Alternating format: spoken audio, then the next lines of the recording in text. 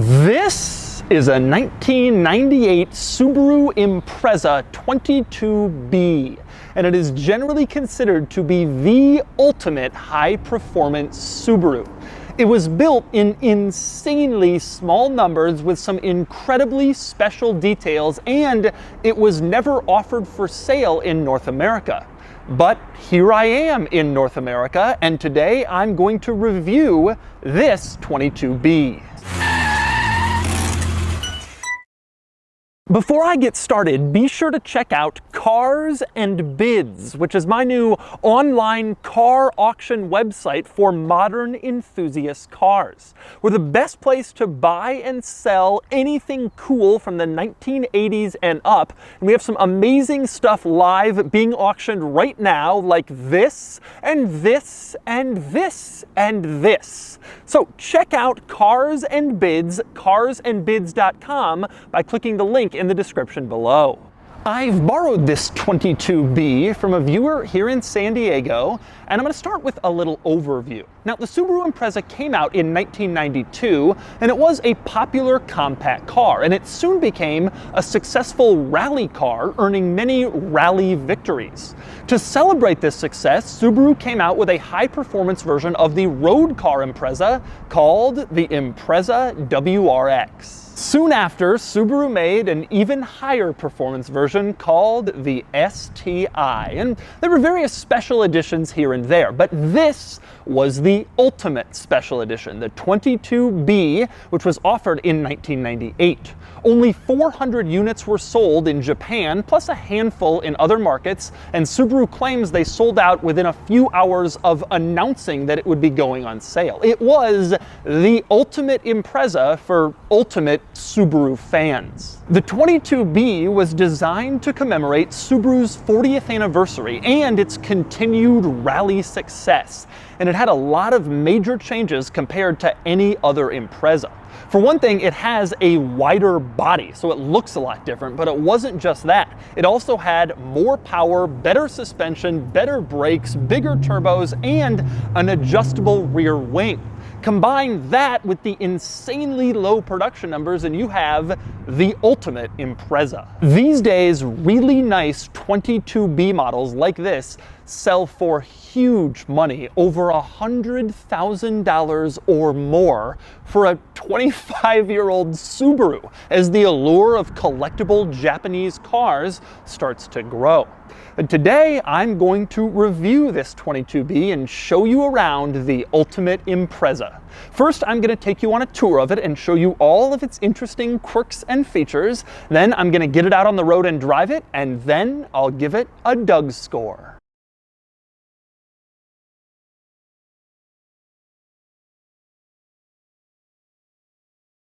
All right, I'm going to start the quirks and features of the 22B by going over some of the stuff that makes the 22B different from the regular Impreza or the WRX and STI models of that era, and that means starting with the fenders. The 22B has wider fenders than the regular Impreza, both in front and in back, and you can see just how much they stick out compared to the door. It adds more than 3 inches to the width of this car. Now, I never really got what made the 22B cool looking until I saw it in person and really got a handle on how wide these fenders are. They look awesome. This is like the E30 BMW M3 of the Subaru world, with these flared fenders that were pretty much the same as the ones that were installed on the rally car of the period. Beyond the fenders, the 22B also got some other bodywork changes over the standard Impreza and even over the STI, some of which are visible up here. One is the hood. Not only do you have this giant hood scoop, all the high-performance Impreza models from this era had that, but you also have these 2 little vents, and their positioning and design is unique to the 22B. And it's the same situation with the front bumper and grille area up here. All the high-performance Impreza models from this era had something more aggressive, but the 22B had something a little different. The design is different from the other Imprezas, so it could be distinguished from the lesser, more common models. pedals. And the changes continue around here, where you have different wheels than the standard WRX and STI. In fact, these were 17s compared to 16s in the STI of the period. You also had better suspension. Now, the regular STI already had better suspension than the regular Impreza, but this had better suspension made by Bilstein for even better performance and handling on the racetrack. The 22B models also got better brakes, improved larger, better stopping power, and red painted brake calipers to signify their betterness. And next up, we move around to the back, where there are a few interesting items back here. One is the badging, or rather the lack of badging. No giant Subaru badge or Impreza across the back. All you have is this little rectangle in the corner that says simply 22B STI Subaru Impreza. That was all you needed to say. Now, as for the car's name 22B, believe it or not, there's no confirmed explanation for what that means, although most people believe it was 22 for the 2.2-liter engine and then B for the Bilstein suspension. That's why they called it that, but there was no great official explanation on the car's name, and since it's been 25 years, the true reason is probably lost to time, but that's what most people suspect. Now, the other thing you have around back here, the most obvious thing, is this giant rear wing, which was unique to the 22B model, and another major indicator that what you were looking at was different from a regular Impreza or WRX. It's big and it's adjustable. Unfortunately, not with the simple push of a button in the interior. Instead, you have these little screws you can see. You can adjust the wing for whatever driving you want. That means you can't do it on the fly, but if you have a preferred wing height setup for your specific favorite racetrack, you can adjust it before going out on the track. And next up, we move under the hood in the 22B, where you can see this car's engine, 2.2-liter turbocharged flat 4, but unfortunately, we don't have a good idea of exactly how much power it was rated to produce from the factory. That's because all the really high-performance Japanese cars from this era were subject to something called the Gentleman's Agreement, where all the Japanese car companies got together and agreed not to publish any horsepower numbers more than 276 horsepower. The thinking was, in order to curb street racing and fast driving and one-upping, all top performance Japanese cars would have 276 horsepower. So the WRX from this era has 276 horsepower. The STI got some more engine tuning to go faster, and yet it has 276 horsepower. And then the 22B got more engine tuning and a larger engine on top of that, and yet it has 276 horsepower. It's not known what the real figure is, but most people think probably somewhere between 300 and 320 horsepower for this car, the 22B, which was a lot for a vehicle that weighs only 2,900 pounds. That's about the same horsepower rating of the STI currently, but of course the car has gained a lot of weight with airbags and other equipment in the last 25 years. Now, in addition to covering all the changes that made this into the 22B, I also want to discuss quirks and features. There are a couple of notable ones under the hood. I love this decal that says tuned by STI. You see that under your hood and you know your car was special. But even better is the decal right above that. First you have the STI logo, then it says Fuji Heavy Industries, which was Subaru's parent company, and then below that it says Aerospace Division. This part was so special, it wasn't even made by the car division. No, we had to call the aerospace people in to make it. That is a cool label to see under the hood, even though it's kind of stupid. And next up we move inside the 22B, and I'm going to go over the interior quirks and features, starting with the most obvious thing you see when you get in here, the blue seats. This car has these cool sports seats with a little hole in the center for a racing harness. They're nice and tight, they grip you in corners, they say STI in the middle. I really like the look of these seats, very 90s Subaru sports seat design, and it looks cool. And next up, another cool touch in this interior, at the bottom of the center console you have have the plaque that signifies you have a 22B, and you can see your car's serial number is even printed on there out of 400 units. Like I mentioned, they sold 400 of these in Japan, but there were also a handful made for other markets too, the UK, Australia. Those are all right-hand drive markets though, so all the 22Bs were right-hand drive. There are no left-hand drive versions of this car. And next up, moving around this interior, you will quickly find that this car is unusually practical for a $100,000 plus collectible sports car. For instance, there's a little storage area above the center vents. You pop this open and you can put stuff there. If you move over to the passenger side of the dashboard, you have two glove boxes. You can open up the upper part, or you can open up the lower part, the traditional glove box location, and put stuff there too. There's all sorts of storage. You also have a storage compartment to the right of the steering wheel, between the steering wheel and the door. This little thing opens up for even more storage.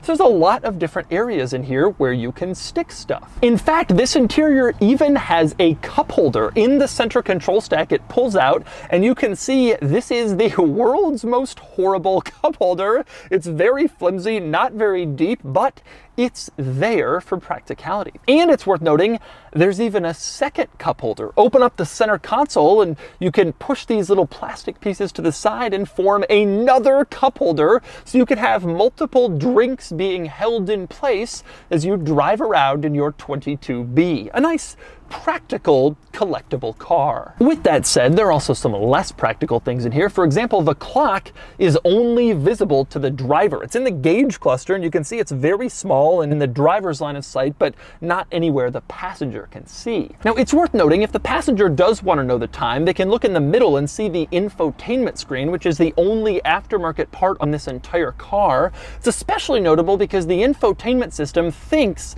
that we're in Tokyo. As you can clearly see, we are in Japan on this thing. That is when you know you have a real JDM car, when you're sitting on this side of the interior and when your infotainment system thinks you're in Tokyo. Now, in this interior, there are also a few high performance-y features to mention. One is over to the right of the steering wheel, you have a button marked I/C water spray. If you press this, it will temporarily spray water on the intercooler in order to cool it down. If you're on the racetrack, things are getting hot, you can cool it down for better engine performance. Amazingly, next to that button, there's a button marked Water Spray Auto. You can set the intercooler water spray to turn on automatically so that when it detects that it's getting warm, it will spray the intercooler and you don't have to do it manually, which is a pretty nice feature. Who knows if it actually has that much effect. Another cool performance car feature in here is in the center console, where you have a little dial marked C-Diff. This dial allows you to control the focus of the center differential. So you can move it all the way to the top and lock it so that all four wheels are turning if you're in a low traction situation, or you can kind of push the dial to the bottom and get power more to the rear wheels if you want to get the car a little bit more slidey and drifty. And there's a little display in the gauge cluster that shows exactly what setting you have your center differential on. You can see as I move the wheel, it changes the display, so you can know exactly what kind of traction you have set for your current driving situation. And by the way, speaking of the gauge cluster, it's notable in its simplicity. You can see there's not much to this. A very simple old school gauge cluster just makes it easy to see everything. The tachometer right in the middle, since that's the most important on the racetrack. One interesting item in there, you can see the gauge cluster only goes up to 180 kilometers an hour. It's only about 110 miles per hour. Not a very fast speed for a performance car like this. In fact, the owner told me that this car is electronically limited to 200 kilometers per hour, which is about 120 miles per hour. Again, not all that fast for a car like this, but that was pretty standard of Japanese performance cars from this era, as the Japanese government made all these regulations on speed to try to cut down on fast driving and street racing. And next up, another interesting quirk in this interior is the floor mats, which have this ridiculous liney design on them, these kind of flowing lines throughout, a very 90s look. I also think on the driver's side floor mat. This font that says Impreza is ridiculous. This is the least performance car-y font I've ever seen in my entire life. I suspect these mats are just the same ones they used in the standard Impreza. With that said, one thing they definitely upgraded is the door sills. You open the door and you can see this metal sill that has Subaru Technica International embossed onto it. It looks really cool. A lot of modern, expensive performance cars don't have door sills that look as cool as this Subaru. And next up we move on to the back seats in the 22B. And yes, despite the fact that this was the ultimate high performance Impreza, it has back seats because at its core, Subaru is practical. Now to get into the back seats, you just fold the front seat forward, pretty standard, but then you have this little plastic piece that holds the front seat belt in place. Now this plastic piece makes it annoying to get into the back seat, but that's not why I'm mentioning it. I bring it up because if you look closely, it has a Nissan logo on it. I don't think this plastic piece has been changed or modified. Instead, I think Subaru just borrowed it from Nissan. I just think they called up their buddies and said, "Hey Nissan, Subaru, yeah, how you doing? Oh yeah, good, good. Listen, you got a plastic piece for the seatbelt in front? Oh, you do? Okay, yeah, just send that over." And that's why we have this. But anyway, I'm gonna climb into the back, as I always do. And once I'm back here, I quickly discover that there's nothing really impressive to say. You just have a back seat, common in a lot of 90s cars. There's nothing interesting or special back here. The only interesting thing in the backseat of this car is that the owner has his paperwork here. Now, all of this stuff is in Japanese, so I can't read it, but check this out, the 22B Owner's Manual Supplement. This is like the Holy Grail document that came with the Holy Grail Impreza. It would be very cool if I knew what it said. And finally, moving back outside the 22B for some more interesting quirks and features. One is this rear wiper, which is odd because you don't often see a rear wiper on a car with a trunk. They're usually just for hatchbacks, SUVs, and vehicles with tailgates. But it was fairly common on Japanese cars in the 90s to have rear wipers on sedans and coupes like this. And so this one does, which could be nice to have. But this rear wiper isn't my favorite item on the back window. That honor goes to this little decal in the corner that says, "Quick Steering, tuned by STI." This decal is factory applied. Subaru put this on to brag about its quick steering, tuned by STI. Thank you, Subaru, for letting us know. And next up, we move on to the trunk in the 22B. You open up the trunk, you get back here, and you can see it's just a fairly normal trunk. Nothing weird, nothing interesting, nothing unusual back here. Just a trunk you'd expect in an Impreza. And frankly, a lot of this car is what you'd expect in an Impreza. The interior, some of the bodywork, turn signals, taillights, the trunk. And there's a reason for that, which is, of course, this car started life as a normal Impreza. All the STIs were just normal Imprezas that were modified. This was just an STI that was modified further. So a lot of stuff just never got modified from the standard Impreza. So this car is kind of a weird mashup of really rare special pieces and stuff from a normal Subaru economy car. And by the way, speaking of STI stuff on this car, I wanted to highlight badging in two more places. One, on the front fender, you have this little STI badge right in front of the doors, which is a cool look. And the other one is in the very front, you have the fog light covers that say STI on them. To me, this is awesome to see. North America did not get any STI models from this Impreza generation, so even these little badges are pretty cool, apart from the fact that this is a 22B, which is of course the coolest. And so those are the quirks and features of the Subaru Impreza 22B. Now it's time to get it out on the road and see how it drives. All right, driving the 22B. And that means right-hand drive, which I'm not the biggest fan of. Obviously, that's only because it isn't natural for me as an American. I'm used to left-hand drive, but also I don't love shifting with my left hand. Of course, I would get used to it, but it's not that easy in the States to drive right-hand drive. All right, I'm gonna give it a little gas here. Wow. Whoa. It is fast, fast. I'm gonna try that again. Whew.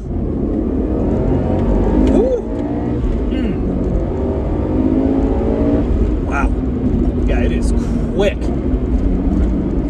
Woo-hoo-hoo. And it's a lot of fun. Oh man.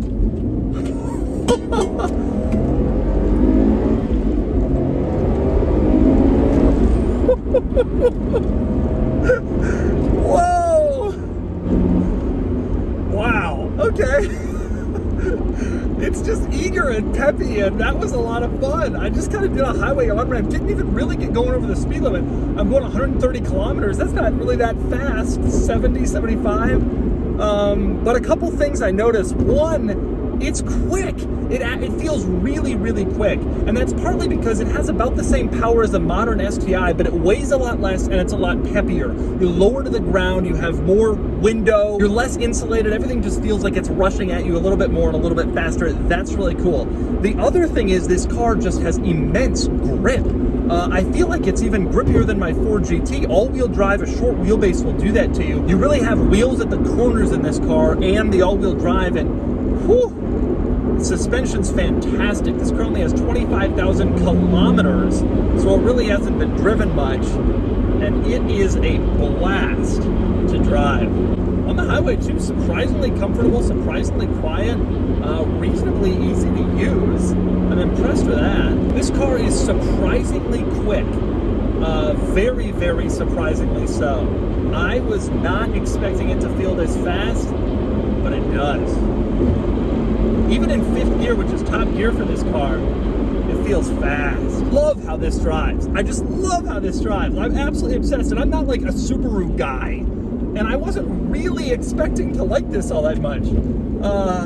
But it's just so exciting to toss around. It's little and it's lively and it just wants to go. And I think that in the States, the most powerful one we got in the States was the Impreza 2.5 RS, which was 165 horsepower naturally aspirated. And it was quick and it was fun and it was little and lively, but the problem was it didn't have that much power. It wasn't that quick. Well, this thing solves that car's one big issue. It's all that car is, except wide body, more grip, better suspension, and it's faster and it's more fun. Woohoo! If you watch my videos, you'll know that this is the type of car that I most love. A kind of 300-ish horsepower, 90s, kind of simple 2000s car, the 993-911, NSX, S2000, this, a lot of others. This is kind of my personal sweet spot, so I'm obsessed with this. It is a thrill, and it's fast.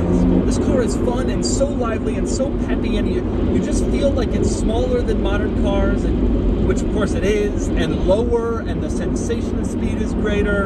And I actually think this is kind of really a fun car. And so that's the 1998 Subaru Impreza 22B. These days, 276 horsepower doesn't seem like a lot, and a lot of modern cars could run circles around the 22B. But for Impreza fans and for Subaru fans, this was the ultimate car, the very best version of the Impreza from its early days as a rally legend. These are incredibly hard to find, and I'm thrilled that I had the chance to spend the day with a 22B.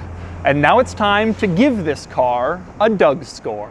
Starting with the weekend categories and styling, the 22B looks cool, not beautiful, but definitely exciting and, well, good, and it gets a 6 out of 10. Acceleration does 0 to 60 in 4.7 seconds, so it gets a 6 out of 10. Handling is sharp, surprisingly so for a car this age, and it gets a 6 out of 10. Fun factor is excellent for a car like this. It's a total blast for a vehicle based on an economy car, and it gets a 6 out of 10. Finally, cool factor, and it's very, very cool. It's the ultimate Impreza. See one of these at Cars and Coffee and people will lose it, and it gets an 8 out of 10 for a total weekend score of 32 out of 50. Next up are the daily categories and features. It doesn't have much, and it gets a 2 out of 10. Comfort is normal for a car like this, and it gets a 5 out of 10. Quality is fine. I'm sure these are relatively reliable, save for the whole head gasket thing, and the interior is okay, and it gets a 5 out of 10. Practicality is normal for a 2-seat car with a decent back seat, and it gets a 4 out of 10. Finally, value. These are special and rare, and they're only going up, but they also cost over $100,000. That's just ridiculous. ridiculous money for a Subaru, so I'll split the difference here with a 6 out of 10 for a total daily score of 22 out of 50. Added up, and the Doug score is 54 out of 100, which is really amazing. The 22B lands here among other Japanese performance icons near the top, behind only the Supra and the NSX among cars from this era, and it ties the 2004 STI. The 22B really is the ultimate Impreza, not just of the 1990s, but ever.